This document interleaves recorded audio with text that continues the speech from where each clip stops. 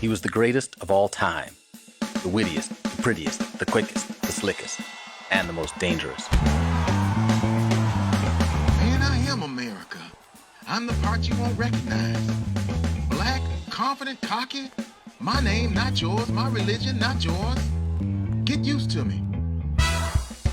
In a time of fiery revolution, when the prevailing racial order was under attack with a fury not seen since the Civil War, Muhammad Ali became the most hated man in America. But he fought his way back to the heavyweight title the government had taken away, and back into people's hearts. Now comes the first complete unauthorized biography of this icon. His life, his loves, his fights. Ali, a monumental work of American history from best-selling author Jonathan Eig. You may know the boxer, the rebel, the Muslim, the joker, the legend. But until you read Ali, you won't know the man.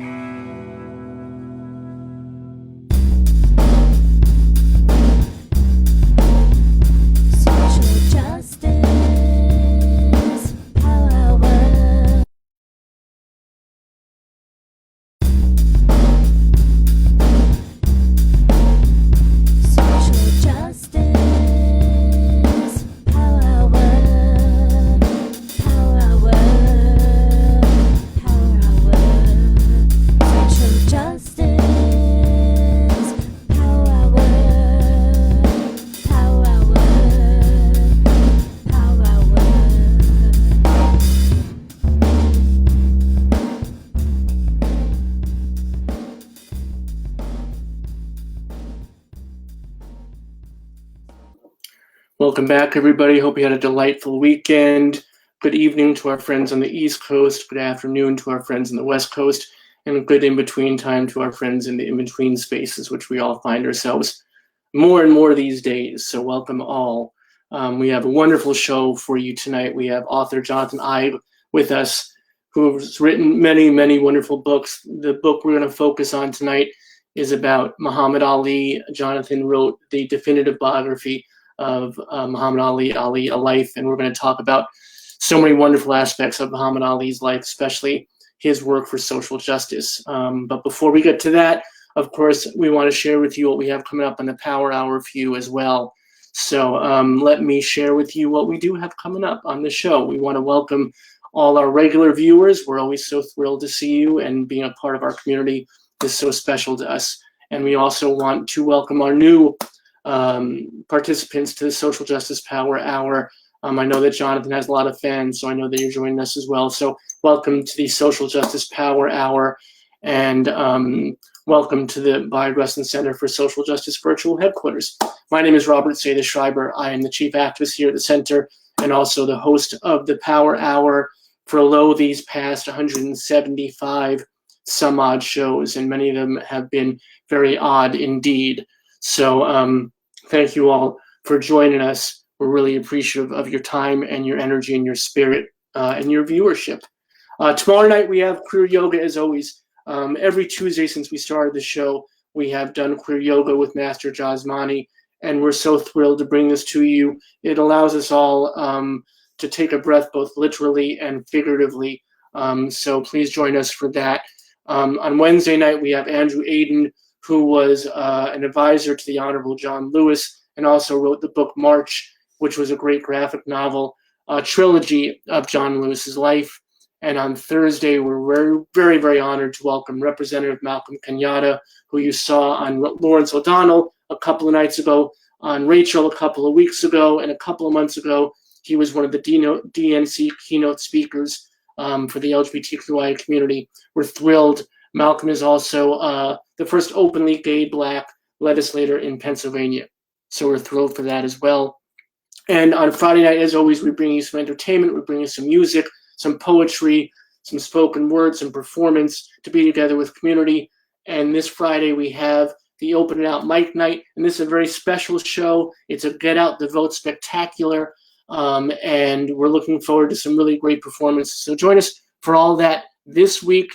And then coming up in the very near future, we have some amazing folks as well. And I want to share with you Michael Ian Black, everybody, who is a great comedian, actor, director, writer, and he wrote this book, A Mostly Serious Letter to My Son, A Better Man.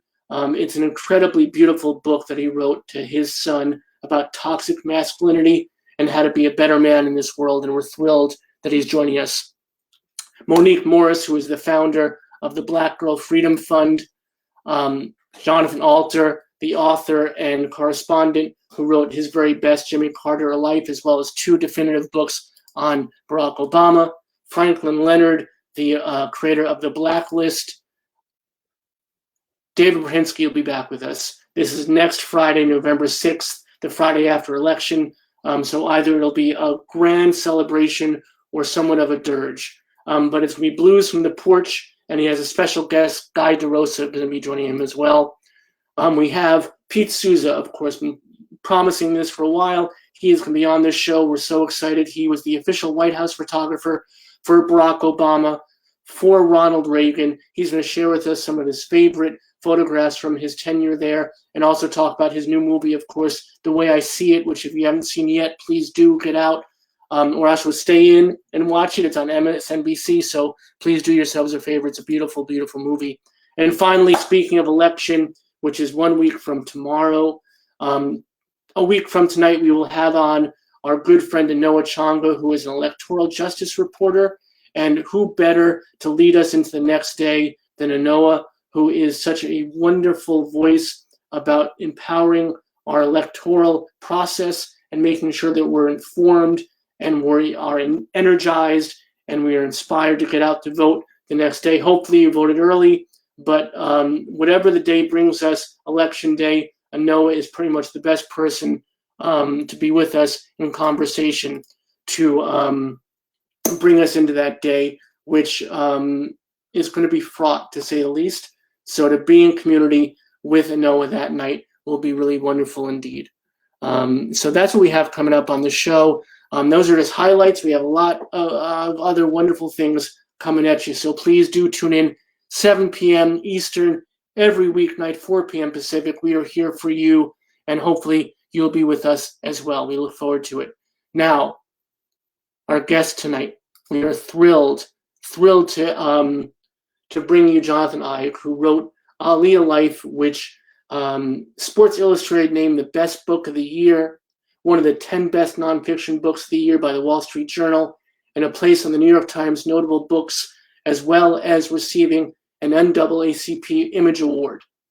And serendipitously, it was 50 years ago today that Muhammad Ali triumphed in the ring after being 3 years exiled for taking a stand against the Vietnam War. Tonight we have the honor of discussing that and so much more with author Jonathan Ayik. Jonathan is also currently working on a documentary about Muhammad Ali with Ken Burns, and his next book will be a biography of none other than Dr. Martin Luther King. So we'll talk about that a bit as well. Also, Jonathan actually wonderfully had a conversation with one of our friends and board member, Neil Joseph, as part of the Chicago Humanities Festival. So we're so thrilled about that. He was in our queue, and I don't see him there right now, so hopefully he'll be returning to us. Jonathan, if you can hear me, maybe you can pop off and pop back on so I can see you and bring you up for everybody. But in the meanwhile, this is the book we'll be discussing, Jonathan Ayik, Ali: A Life. It is available at our bookshop.org list, which Chris, as always, thank you, Chris, for being with us. Chris will put a link up to that so you can buy the book. And we use bookshop.org because it allows a percentage of the sale to go to independent bookstores. In fact, independent bookstores in the place where you live. So when you put in your order, it'll find the independent bookstore in your area, and a percentage of your sale will go back to that independent bookstore, and a smaller, much smaller percentage will go to the center as well. So please do use that bookshop.org link that we have given you. We look forward to having Jonathan on the show. And Jonathan, if you're out there again, please do pop back on, because we are waiting for you with bated breath here at the show. I was just talking to him a few minutes ago, so we're looking forward to it. And just please be patient as we work out this is actually a still from that incredibly famous fight 50 years ago this night. And for those of you who don't know, Muhammad Ali took a stand against the Vietnam War, and because of that, he was not allowed to fight for 3 years. 3 years of his prime, he was not allowed to fight, and he came back and he fought in the ring, and he won in 3 rounds, and that was part of his great comeback. So we're looking forward to talking about that and so much more tonight with author Jonathan Eig. And as I said, we're just waiting for him to pop back on, so hopefully we'll see him pretty soon. And there he is, everybody. Thankfully, thanks so much, Jonathan, for popping back on.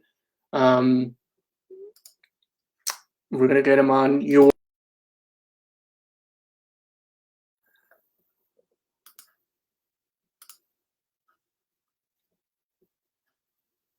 So, Jonathan, I can't see you. Can you see or hear me? Yeah, so I'm going to pop you off and pop you back on. And hopefully we'll resolve this in just a moment, everybody. So just, again, bear with us. We will work this out in just conversation, and just bear with us while we have this put back in order. You know, as I always think that when I watch MSNBC or CNN and they have their tech difficulties, I think if they can do it, we can do it. When Hillary Clinton was on the night of the debate and her Zoom reminder popped on, I was like, that makes me so happy. Because if Hillary Clinton can make the mistake, if MSNBC can make the mistake, we can make the mistake. And as always, we promise you, we will try to bring you inspiration. We will try to bring you encouragement. We will try to bring you entertainment. But the one thing we guarantee you is technical difficulties. So bear with us, everybody. I'm sure Jonathan will join us in just a moment. We are so thrilled. And yes, Stephanie will ask about the Thrilla in Manila. And we will ask about so many things.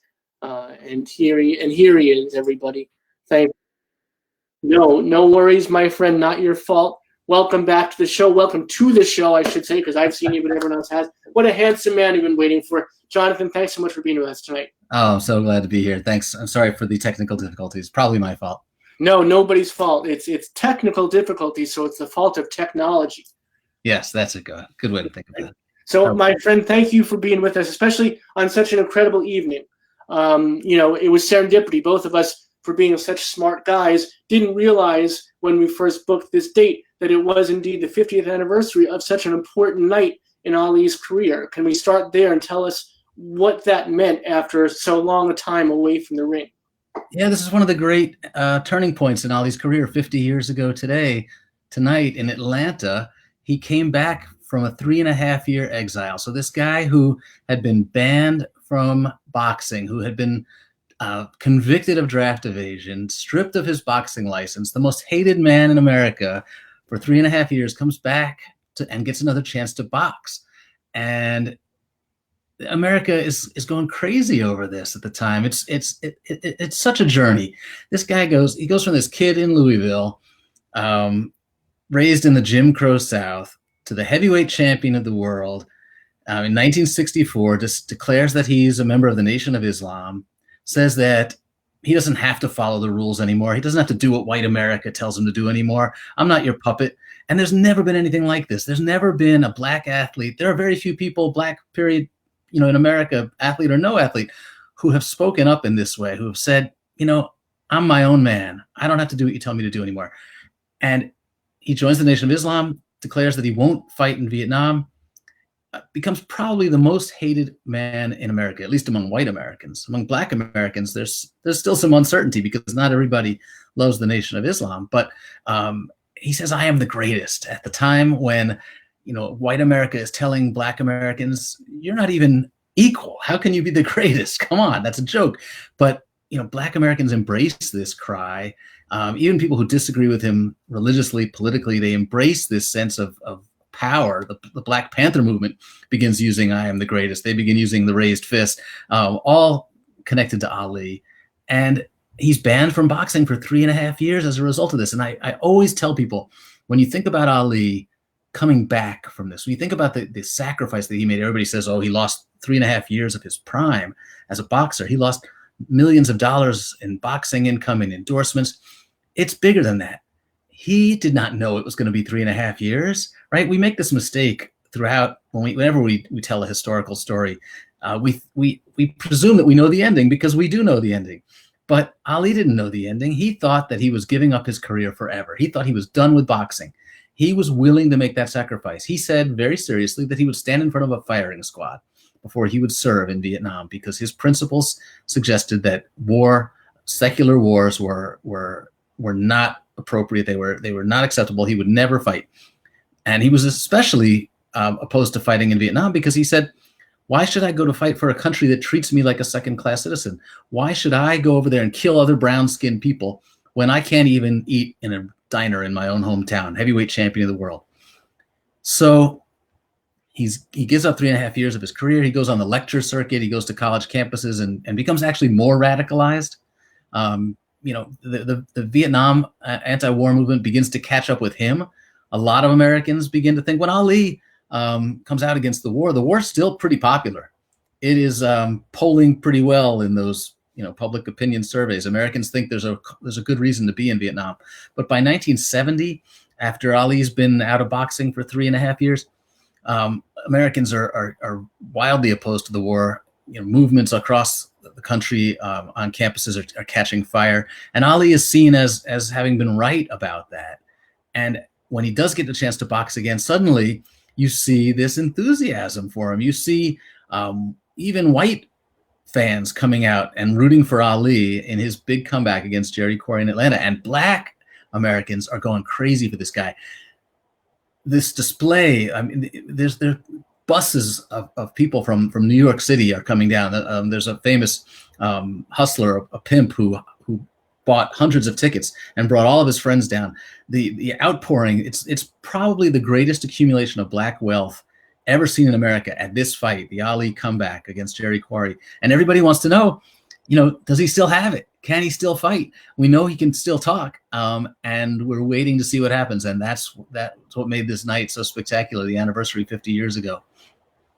And what was the outcome of the fight? I mean, I spoiled it because we were waiting for you and I was vamping it. Well, I got to build a little suspense. I want people to order the book. But no, he beats Jerry Quarry. It's not terribly impressive. Quarry gets a cut and starts to bleed. Ali doesn't knock him out. He looks pretty good, but not great. The most important thing I think from this fight, the two most important things. One is that he's allowed to box again. He's still his case is still on appeal, so it's not clear whether he's going to be able to fight anywhere else. Georgia has no boxing commission, so they find a sort of a loophole for him to fight there. So he's allowed to box again. He's still appealing the case, waiting to see if he can get his license back in other states to fight. Whether he's going to go to jail, still a good chance he could go to jail for 5 years. But the other really important thing from a boxing standpoint is that we see that Ali is slower. This is a guy who was arguably the greatest heavyweight champion of all time in the late 60s when he was boxing in the 66, 67, because he had this incredible combination of speed and power. He really didn't get hit very much. And he would always brag and say, I'm so pretty. I'm still pretty as a girl. Nobody can touch me. Look at this face. He was so proud of the fact that he didn't take a lot of punishment. But when he comes back against Quarry, the first thing that the boxing aficionados notice is that he's a lot slower and he's taking more damage. And that is going to be a big problem for him over the course of the rest of his career because he does not avoid punches anymore, and he becomes human. And that's important too, that he becomes human and that we see him as vulnerable. I think that's part of the reason that fans like me, I was 6 years old when he came back in 1970. But as he fights on through the 70s, why white kids like me in the suburbs start to embrace him is because he's human. He's vulnerable. He gets knocked down, he gets beat up, and he keeps coming back and trying. And I think he's a lot more relatable to folks. And he took his shots from the government. Government punished him completely unfairly, and he didn't complain. He didn't sue. He just said they did what they thought was right. I did what I thought was right, and now I'm gonna try to get my championship back. Yeah, I mean, I feel there's so much that folks don't get about Ali and what he did. because it wasn't just a matter of saying, I'm not going to go fight, in Vietnam, but it was a matter of, as you said, and I just want to reiterate, he thought that was going to be a lifetime ban. He didn't have any hope that it was going to be a different outcome. And he made that choice willingly. But then there's the other part of it that you just mentioned that I've always found to be such an integral part of it, is that he didn't sue, he didn't fight it. He said, this is your decision, this is what you need to do, and this is what I need to do. And I think that says so much about his character, because as brash as he was, all the bravado, which I very much respect, but there's also this part of him that understood what fairness was, right? He had this really basic honesty, and Thelonious Monk said that the greatest genius is the one who's most like himself. Ali knew who he was, and in a way, there wasn't any bullshit about him. He, when he cheated on his wives, he told them about it. When he got cheated by people financially, he welcomed them back into the fold immediately.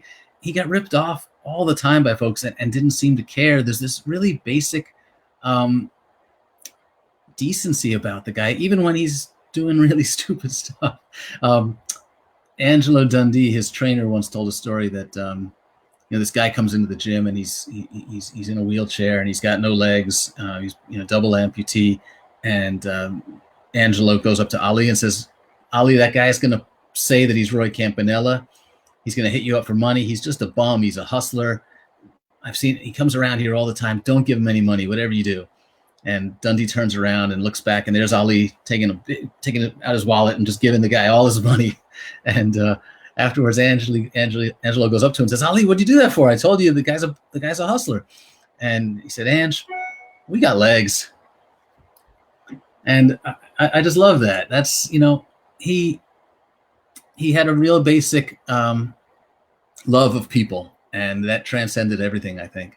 So where did that come from? Because his upbringing, he did not have the easiest of lives, and fighting was his way out. Boxing was his way out, so to speak. And you can speak on that more than I can, obviously. But where did he find this strength of character? Was there someone in his life that gave him that helped him to achieve that? Were there many people along the journey? There's so many quotes, and it goes far beyond, aren't I pretty? That's the basic, and that's what most people know, and that's what most people think of him. But there's also, and I'm paraphrasing him, and please correct me, but he says that service is the rent we pay for being on this planet, right? So where does that come from? Where does all that originate from for him? Like you said, there's so many influences. If you go back really to the beginning, his mother and father are kind of a yin and yang. His father is this great showman, loved to drink, loved to sing out in bars, picked up women, really charismatic. Everybody loved to be around the guy, but he also drank too much and he became violent, and he hit his wife and hit his children at least a couple of times. And Ali's mother, on the other hand, was just this angelic, church-going, sunny. Her nickname was Bird because she had this chirpy little high-pitched laugh. And they're like polar opposites. And you can just see how the two personalities are melded in Ali. He's such a delight to be around, but he's also, desperate for attention, loves to have the spotlight on him, loves the attention of women. He's got his mother and father in him both. And then he discovers probably the third biggest influence in his life when he's in his late teens, and that's Elijah Muhammad, the leader of the Nation of Islam, who preaches the kind of discipline that his father never had, who preaches that the black man doesn't need the white man to get along. And this is a time, Brown versus Board of Education happens while Ali is still in school, and he has no interest in the protests. He's not a political guy, but the message of Elijah Muhammad resonates with him in the same way that his boxing coach resonates with him. If you work harder than anybody else, you don't need the white man's approval. You can be your own man. And that's something his father was never able to do. His father relied on white people for money, like most people, in the 50s. It was rare to find somebody who could survive, without having to rely on the largesse or on a job from a white employer. But Ali loved the idea of what Elijah Muhammad was preaching, that he didn't have to be like his father. He wasn't going to drink. He was going to be disciplined. He was going to make his own way in the world. And I think that was probably the third really important influence in Ali's life. So then all that put together, right? And then he decides to assert himself and he changes his name, and there's so, I mean, when Walt Whitman says we contain multitudes, I feel like he was talking about Ali. Like it's just phenomenal that Ali, again, at the base level, there's all the bravado, that he got away with that he got away with saying, I'm so pretty, and that people not only embraced him for it, but then there was all, he actually changed his name. And there was a lot of resistance, of course. But it seems like, and again, please correct me if I'm wrong, but it seems like it was a much faster acceptance of that than it would have been for almost anybody else. Well, the thing is that, like, people really were angry. I mean, the Nation of Islam was, first of all, Islam, the religion, the Sunni Islam, was very little known and understood in America at the time.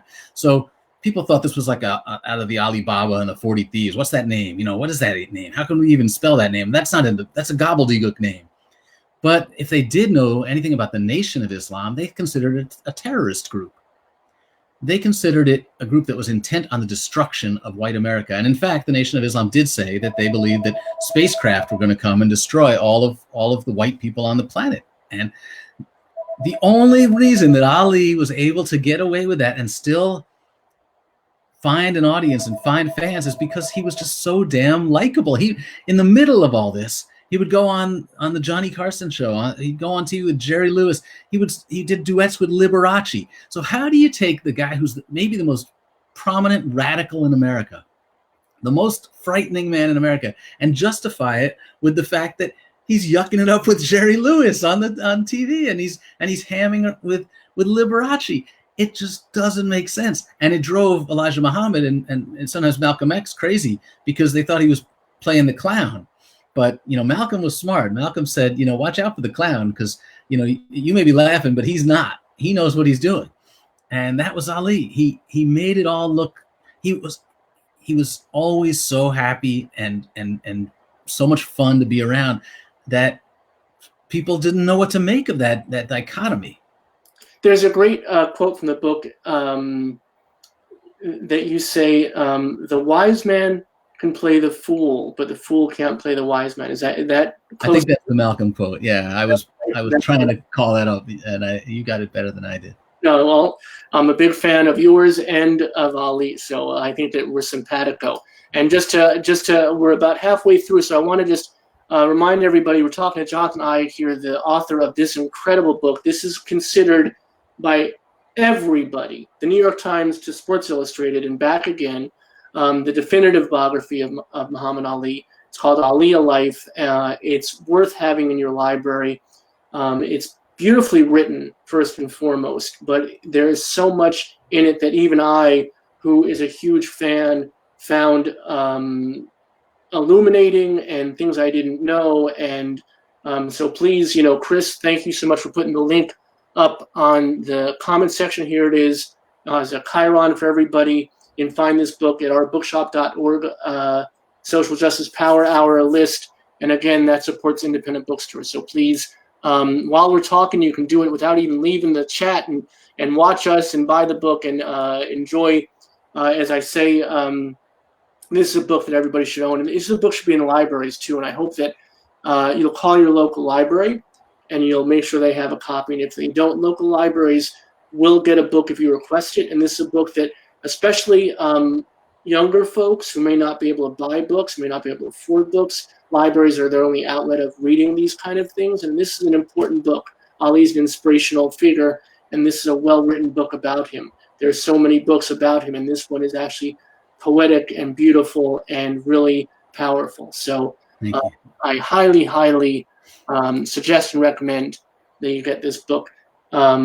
And we're talking to the author. We have the tremendous honor of, on the 50th anniversary of Ali re-entering the ring after 3.5 years.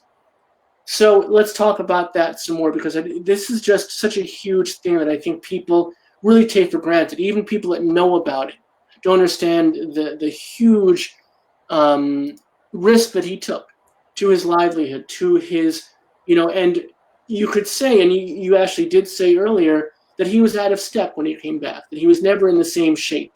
Is that because of the 3.5 years? I mean, to not be fighting in your prime and then come back, as much as you might train, you probably can't get it all back, right? Yeah, you never, you lose a step, and in boxing, that's a really big deal, especially when your game was speed. When, Ali never really learned proper boxing technique. He was so fast. He had such great reflexes that he was able to just, move away from punches like that, which is not what you're supposed to do. You're supposed to duck and keep your hands up. And he would keep his hands down here. It was wrong. And when he came back and he's a little bit slower, he paid for it. And after the Quarry fight, he fought a few months later what they called the fight of the century, the only time in history that two undefeated heavyweight champions had met in the ring. Joe Frazier, Madison Square Garden, 1971. And this is a brutal, brutal fight. And you can see that Ali is not the same, that he's not getting out of the way of punches, and he's just absorbing so many shots, and he loses that fight. And, I contend that the moment when Americans began to love Ali was the moment that Joe Frazier knocked him on his ass. Ali goes down like a ton of bricks. I mean, just this amazing left hook by Frazier in the final round of the fight, and Ali is up as fast as he can get. It's almost as if, I think he said later that he was unconscious on the way down and the ground woke him up and he just popped right back up and he finished the fight. And I really think that's the moment when Americans said, damn, that dude's tough. He took the government's best shot. He took Joe Frazier's best shot. He's not the champion anymore. He's a loser. He's lost for the first time in his career. And he's got to start working his way back to another shot at the title. And that's when, he becomes human to us. So how much of his bravado, how much of it was show, and how much of it was who he was? You say that that his dad that he took almost the best qualities, one could say, give or take, from his mom and his dad, right? But how much of it was he aware of? How much of it was he manipulating the press and the folks watching, knowing that part of it was putting on a show? A reporter once asked him that, because Ali's he's always talking, right? I am the greatest. I'm so bad. I wrestled lightning. I throw thunder in jail. He's always talking. So a reporter said to him once, Ali, how much of this is real and how much of it is an act? And he said, 70%. He didn't say which. Exactly. 70%, but I just love the fact that he had a number in mind. He'd really thought about it. He knew that that this was just good for business. And he complained about, later in life, he was criticized and deservedly so for going too far. Joe Frazier became just a mortal enemy. Joe Frazier wanted to kill Ali. Joe Frazier's kids were tortured at school, bullied, because Ali called Joe an Uncle Tom. And he called him a gorilla. He said he was too stupid and too ugly to be the champion. And Ali really engaged in some of the worst stereotypes of white racism, and he used it against Joe Frazier. And later he would say, I was just doing that to get under his skin. I was doing that to psych him out, to make him angry so he wouldn't fight. But it really hurt. And Joe was his friend. Joe lent him money when he was in exile. And that's one of the many things, there are things about Ali that are tough to reconcile. His treatment of Frazier is one of them. He also turned his back on Malcolm X when Malcolm was kicked out of the Nation of Islam. And there are things, he's not a saint, and there are certain things like that. But that's the biggest one to me, where Ali, maybe his act went a little too far. Yeah, I think when I was younger, that stuff really affected me. When I would hear him say those things, that to me was above and beyond, and that was difficult for me to reconcile as well. And as I got older, especially now that I do this work that I do, I think about his relationship with Malcolm X, and that's really difficult for me. And I understand that the situation he was in and his doctrine literally, called for him to do what he did. but it's so difficult. Would you tell us a little bit about that relationship? Because it's such an interesting one, the relationship between Malcolm X and Muhammad Ali. Malcolm was really like an older brother to Ali and really guided him through the process of changing his name. Malcolm was with him in Miami when Ali won the heavyweight championship from Sonny Liston and declared the next day that he was indeed a Muslim. There had been rumors. And Malcolm was there coaching him all the way in that. And not only coaching him, but really telling him that, God is on your side. Allah wants you to win this fight. And Ali, I think, drew a lot of confidence from that this was a fight on behalf of a religious cause. And soon after the fight, Malcolm was already in the process of separating from the Nation of Islam. And he was discovering and embracing Orthodox Islam. At the same time, he was also just upset that Elijah Muhammad had been having affairs with his secretaries, and several times there had been attempts on Malcolm's life already, and it was rumored that the Nation of Islam was responsible for those attempts. So Malcolm really thought that if he could get Ali to come with him and to start a new order, or to at least come over to Orthodox Islam with him, he would have great power. He would have the most famous black man in America on his side. And Elijah Muhammad recognized that threat. And that's when Elijah Muhammad gave him the special name. Originally, he was going to be Cassius X. That lasted for about 24 hours. And then Elijah Muhammad called and said, I'm giving you a special name that means you are special to me. And that was a power move, really, that brought Ali into the fold of the Nation of Islam and made it, impossible for him to leave. And Ali then began saying, Malcolm was in trouble. Malcolm, you can't talk badly about the honorable Elijah Muhammad. If you do, you're going to die. And even after Malcolm was assassinated, Ali really expressed no remorse. He did not attend the funeral. He boxed in an exhibition that day to raise money for the Nation of Islam. And I think Ali said late in life that was one of his biggest regrets, that he had turned his back on his friend and on his mentor. Do you think it was something, him looking for a father figure in Elijah Muhammad? Was there something that he didn't have when he was a child from his dad, who was, absent and womanizing and the rest of it? Do you think there was something that he was looking for that he didn't get, that he found in that personally? I think that's a part of it. Ali's parents thought that he had been brainwashed, that their son had been brainwashed, and that he was in a cult. That was their view of it. Other people felt like Ali was afraid that if he bucked Elijah Muhammad, that he would be assassinated too.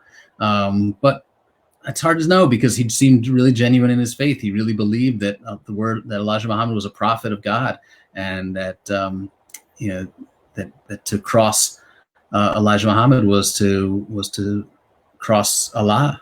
He really believed that, I think. So let's talk about Ali's makeup, right? So here is someone who wouldn't go to Vietnam. I'm a pacifist. I don't believe in killing, yet his profession was beating people up. Yeah. How did he make that work in his own makeup? Like, what was his philosophy to put that into order? Well, first of all, there's a really good George Carlin skit about that, about Ali. The government says you won't fight for us. Okay, then you can't fight at all. And Ali says, oh, I'm going to fight. I can't do Carlin. But Ali's main philosophy, I think, throughout life is that if he did it, it must be right. And that's how he justified cheating on his wives. That's how he justified any inconsistencies that came up in his life. He just followed his instinct. He followed his gut. And boxing is what made him great. Boxing is what gave him this platform. Boxing gave him the lever to attack racism. It gave him the lever to attack the Vietnam War. And if boxing had done all that for him, he had to box. And then even when he got older, and when his family was begging him to stop because he clearly suffered brain damage from all these fights, he still couldn't stop. It was the thing that he loved the most. It was the thing that gave him the most attention, and God, he loved attention. And it was easy money. What else could he do to make $3-4 million in one night? So it was irresistible to him. And I think, if he could have, he would have kept boxing until he was 60 years old. So let's talk about his ill health and his later in life.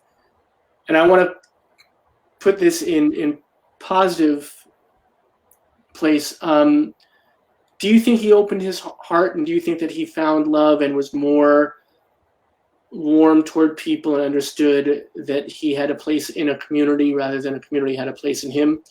Or do you think that we just saw him that way because he was such a different figure at that point? I think he always loved people, and he always wanted to make people happy. He's the only guy I know who would go to the airport early just so he could sit in the lounge and meet people. He just loved attention. He would, if he was bored, he'd just stop his car and get out and stand in the middle of the traffic, see how long it would take before he could stop traffic in all directions. He loved people, and that's one of his greatest assets. But I think that he really began to be more humble when he got sick, and it was a hard period for him when he developed Parkinson's symptoms, and he no longer looked good on TV, and he had trouble talking. This is a guy who loved to talk. It was depressing for a while. He was really he didn't go out of the house. He felt unmotivated. He wouldn't train. He wouldn't, he gained a ton of weight. And then he discovered that, I think lighting the Olympic torch in 96 was really important, because he discovered that people loved him even more when they saw how frail he was, how vulnerable he was. And he said it right after the Olympic torch. He said, people love me more now because they see I'm just like them. I'm getting old, and I'm getting slow, and I'm getting fat, and I'm going to die. And that happens to all of us. So, if it can happen to me, that's going to make other people feel better. And I think that he really embraced that. And he spent the last decades of his life really trying to promote understanding. He traveled around the Muslim world trying to make people aware that, Americans are a diverse country and that we're not all Islamophobic. And he traveled around America trying to teach about Islam and telling people that this was a religion of love, not a religion of hate. And that became his mission. He would travel with these giant bags filled with pamphlets that he'd pre-autographed, and they were heavy. And that was he said that's the only exercise he would get. He'd carry these giant bags everywhere he went, and everybody he met, he would hand out these pamphlets explaining the basics of Islam, and they all had an Ali autograph on them. And he became like a Johnny Appleseed of Islam. I have such an affinity for Ali for so many reasons, but even at the height of his popularity, at his most brash, at his most egotistical, he still did the work, right? He still was there. He still was of service. And sometimes what astonishes me is, whereas many of us would trumpet, I'm doing this work, I'm doing these public works of good, those were the most quiet moments for him. He would not publicize those things that he did. He would be at the fights, he would be in the arenas, he would be in the streets, he would stop traffic, right? So everyone saw him as this big, brash, egotist.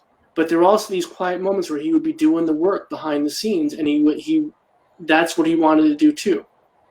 Yeah, I think there are certain people in life, like Ali, like Bayard Rustin, who view their lives as being dedicated to the public. Like, there's never a moment when where they say, well, now it's time for me to do what I wanted to do. Like, I'm going to go get a cozy job on a college campus and just, enjoy myself. They've decided that their whole lives are dedicated to this cause, to the people, even if it's not a cause, even if it's just to other people.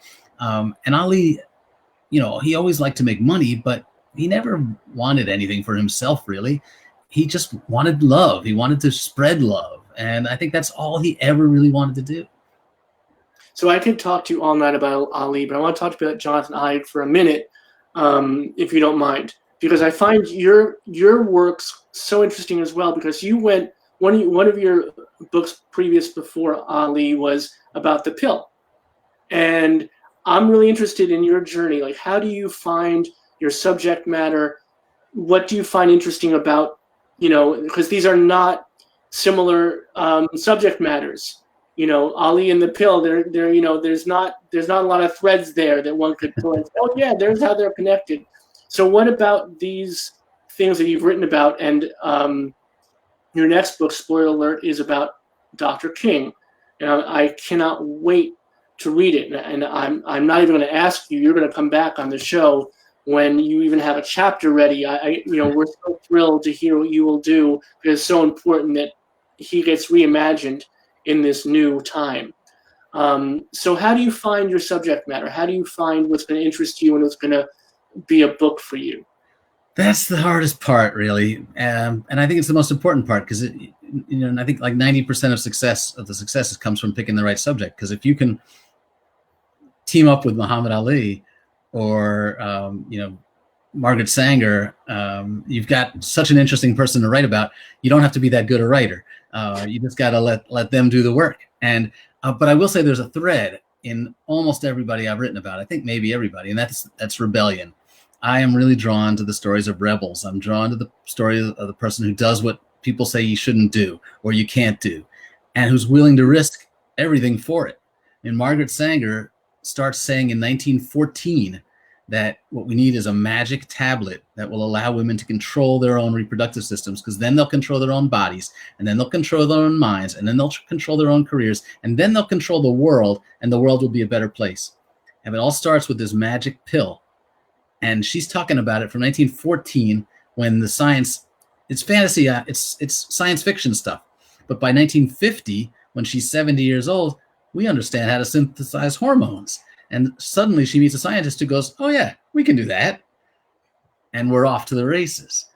And that kind of iconoclasm, that kind of rebellion, that kind of belief in something that everyone else says you cannot do, I'm a sucker for that. So tell us, that brings us to, we've talked about your past, the book on the pill. We've talked about somewhat present, the book on Ali, which still has such legs, even though it was 2018. It's still incredibly of the moment.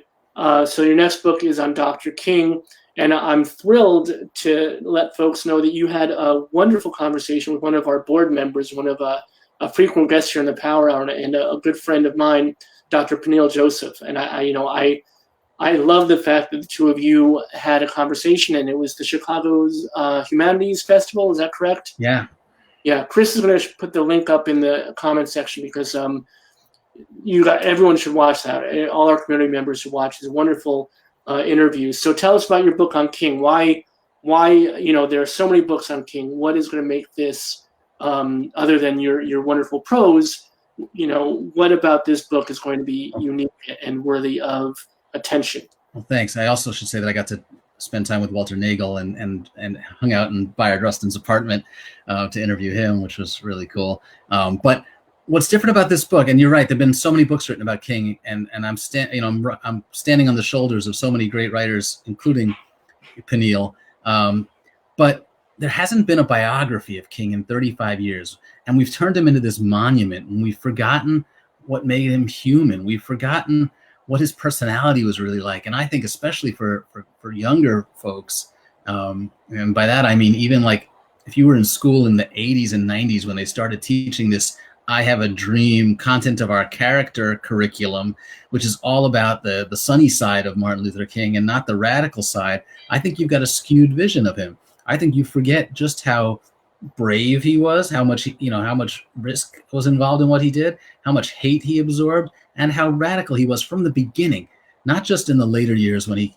came out against the Vietnam War and when he started working on the Poor People's Campaign. Throughout his career, he is far more radical than the version of the story we're telling now. So my goal with this book is to make him more human, make you see the characters around him, understand the influence of his mother and his father and his wife, and show you what he really went through as a human being as he was fighting all these fights. Well, I cannot wait. It's going to be, I'm sure, a definitive volume on his life, and we're looking very much forward to that. And are you still working on, and I hope this is not out of date, but you're still working on a documentary with Ken Burns? Yeah, we're in the final editing stages on that. I'm really excited about it. It's going to be great. It's going to be a 4-part, 8-hour documentary, probably on the air about a year from now on PBS. And oh man, you guys are going to love it. It's got it's got, I wish that, it's got stuff in there that I wish I had in my book. And one of the fun things about working on a documentary is you go, oh man, music. You can have music. You can hear the guy's voice. You hear the roar of the crowd. All the stuff that I can't do in a book, comes to life on the screen, and it's really magical. Well, I'm so thrilled that and how, if I may ask, I'm so wonky. I love to understand how things happen. So was it, did Ken Burns come to you because of the book and say, I really want you to be involved with this so we can get this voice imprinted on this material? No, I nudged. I'm a really good nudge. I mean, that's how I got interviews with all of Ali's wives. That's how I got interviews with, Andrew Young and John Lewis before he passed away. I'm just a really good nudge. And as I was working on Ali, I started sending Ken and his daughter little snippets from the book. I would send them little interviews that I'd done. And I said, I'm already going to interview this person. Maybe you want to come with me and we can film it, while I'm down there interviewing them. I already have all these contacts. I've got all this research done. I'll save you like a year of work if you want to do an Ali documentary. And he went for it. It took a long time of a lot of nudging, but I was so thrilled. And he and his daughter and his son-in-law are the three directors on this, and they're so great. It's amazing. I've learned a lot from working with them. I respect the nudge. I think that's why you and I are so simpatical. We've talked a few times off air, and we really have a connection. I think I just found it. I think that we're nudges. I think that we're good nudges, and I think it's important in the service of good works, in the service of recognizing individuals, in the service of being a part of a community, to push for there to be an authentic voice, which is what you have. Oh, thanks. I always tell students, like journalism students, that story ideas and nudging, those are my two superpowers. And I want to say that someone in our community, Carol Watchler, is our community outreach coordinator at the center. And she says, Margaret Sanger, well-behaved women seldom make history. Your shout out to her is much appreciated. And I knew that this hour would go fast, so I want to throw this up here again. This is the book we're talking about, everybody. Jonathan Eide, Ali, A Life. Please do, as I say when I really enjoy a book, buy a copy for yourself, buy a copy for a friend, buy a copy for an enemy who will become a friend, buy a copy for your local school district. This is, again, as with local libraries, every school district should have a copy of this on their shelves in their libraries. This is an important book about an important man who is often misrepresented, misunderstood, and not given the full due of what his character allowed. Even with all his, as you say, he had proclivities, he had weaknesses, as we all do, and with someone who's larger than life, their weaknesses are sometimes larger than life too. But I think that he did the absolute best he could with what he was given, and he made a difference for so many. So here's a question I'm gonna give. This one is for me. Can you tell us the story of how Muhammad Ali ended up fighting Superman? I didn't spend a lot of time on that in the book. That's why I'm asking you. Yeah, because you're asking me like the one thing I don't know anything about. Oh my gosh! So there's a great comic book from the 70s, Ali versus Superman, and I don't remember why they're fighting. I can't even remember it. I have a copy of it. I ended up reducing it to like half of a sentence in the book. You get to the end of the book and it's tilting up around 600 pages. You gotta make some decisions. And Superman did not warrant a full paragraph, but I do know that Ali beats Superman. I don't spoiler alert. It's really it's a ridiculous comic, even in the realm of comic books. They are brought to an alien world, and Superman, his powers are taken away. But what's wonderful is Ali's character is kept intact, where he trains Superman to fight him.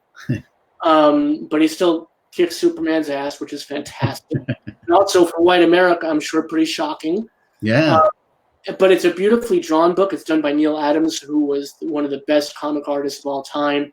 And it's worthy of some attention. So I was hoping you had a story behind it. So next time you're on, you have to do your research and tell me more, because I want to know. You're the first one who ever stumped me on Ali. But yeah, he is. Look at that. There you go. Thank you very much. Good night. So thank you, my friend, for sharing these stories. I think that what I really want to ask you is this: what is the thing that you think that most folks who know just your basic street level knowledge of who Ali was, what would be the most surprising thing for them? What's the most surprising thing in the book that you think would someone who comes to it with a really basic knowledge of who the man was? What's most surprising that you think they'll find in the book? Wow, that's a tough one. I calculated that he took 200,000 punches over the course of his career. And Ferdy Pacheco, who was his fight doctor, an oxymoron, if ever there was one, told me that he thought Ali started showing signs of brain damage in 71. And I didn't believe him. I thought maybe 75, 76. But I actually worked with speech scientists to analyze Ali's cognitive skills based on his speaking rate. And Ferdy was right. Ali started showing signs of brain damage as early as 71. And that, to me, just tinted the whole rest of the book with tragedy, knowing that every time he stepped in the ring because he needed the money or because he was, fighting for glory, for all the reasons that people fight, that he was really killing himself. And it makes it really hard to justify the existence of the sport. And only Ali's enormous spirit and character, I think kept me, cheering for him year after year, fight after fight, as he puts himself through this gruesome physical punishment. So now the same question to you, my friend, is as you were doing your research, what surprised you? What did you find that you didn't expect to, or that you found? We've had a few wonderful biographers on the show, and I'm thrilled by it because you always have the best stories. But there's a part in your journey, right, as a biographer. What did you find? You're like, oh my gosh, I didn't expect this, or this is really a nugget of gold. Well, one of the things that each generation of biographers is different, right? We have access to things that people didn't have when they were doing their research 20 years ago, 50 years ago, 100 years ago. We have digitalized newspapers, which is great. We also need to start listening to the voices of the women, which other biographers haven't done, except maybe in the case of love letters. And I spent so much time with Ali's wives. 3 out of the 4 are still alive. And those voices needed to be heard. And I think the same is true for King. We need to hear Coretta's voice more in that story. We need to know what she was going through when he was in Montgomery, when he was in Birmingham. I think biographers of our era have a responsibility to think about the voices that didn't get recorded, that weren't asked to speak in previous generations. And I think for me, one of the really important and difficult parts of Ali's story was listening to the women and listening to how badly he treated them, because this guy who I loved, this guy who I really admired, who I idolized as a kid, definitely was not worth idolizing when it came to how he treated women. And that was hard for me, but it was important, I think. That's so interesting. I didn't think of that. You got me this time. That must be a difficult process when you're doing this kind of work and you idolize somebody, or you see them as this hero, and then as you do the work, that must have been really difficult. But I think that you brought it through in the book, and that's probably one of the reasons why the book is so powerful and so meaningful. Well, I think we have a responsibility to lay it all out there and not go easy on these guys, because if you do, people aren't going to trust you when you tell them about the greatness.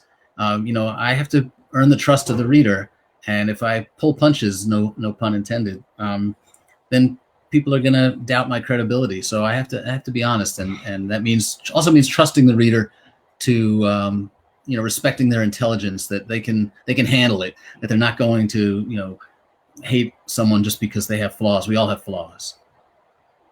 That's again, this is someone who he's such an interesting figure because there's so much that is known, but then there's so much that's not known, and it's all there. And this book is not only is it a great book, but it's beautifully done. I mean, it's a beautiful best book jacket in history. It's the greatest of all time. That book jacket is, the designers did such a beautiful job with that. Yeah. So please, again, I implore you, you will enjoy this book. You will be empowered by the book.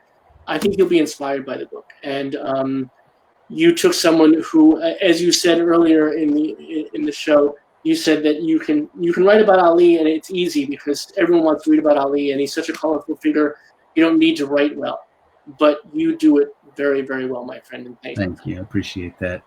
And it also shows and we will have you back on to talk about the King work. And I can't wait a year, so we're going to have to figure out what we're going to do about that.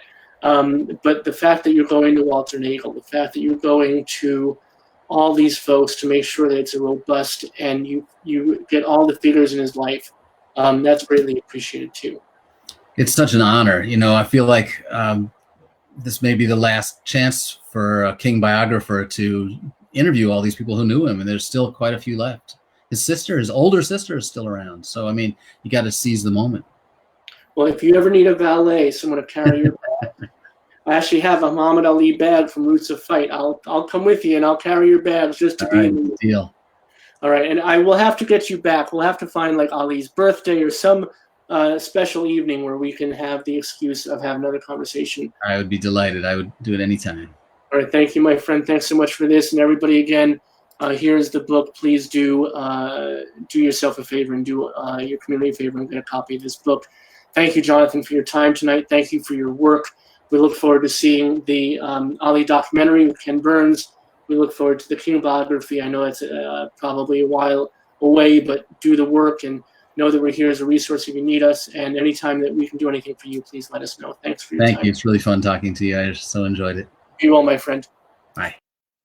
So everybody, that is Jonathan Eig, author of Ali, A Life.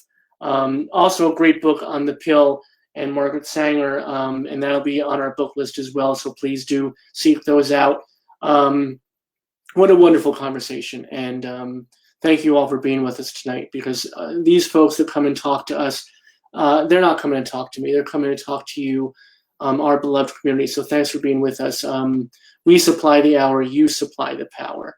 So we'll see you all again in 22 hours, about 55 minutes. Until that time, please take care of each other.